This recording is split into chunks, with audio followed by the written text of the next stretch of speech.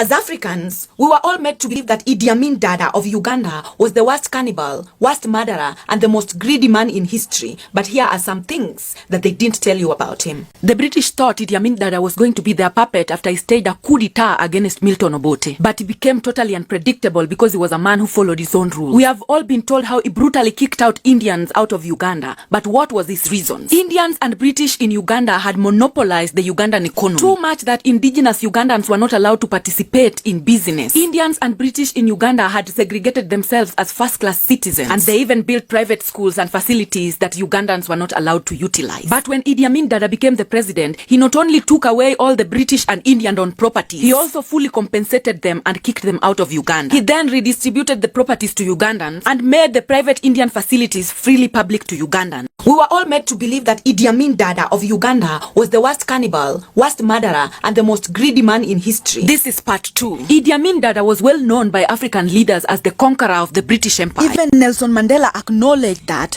no African leader contributed immensely to the struggle against apartheid like Idi Amin Dada and Muammar Gaddafi. His main agenda was African liberation and development for the black people. By 1975, he was helping countries like Angola, Zimbabwe, Namibia, Mozambique, and South Africa to fight against the apartheid regime. Idi Amin Dada provided a safe harbor, weapons, and training sanctuary for freedom fighters from different countries in Africa. He built schools and developed the economy of Uganda. Just like Muammar Gaddafi, he made the colonizer angry. And as usual, they used the media propaganda and divide and rule system to get rid of him.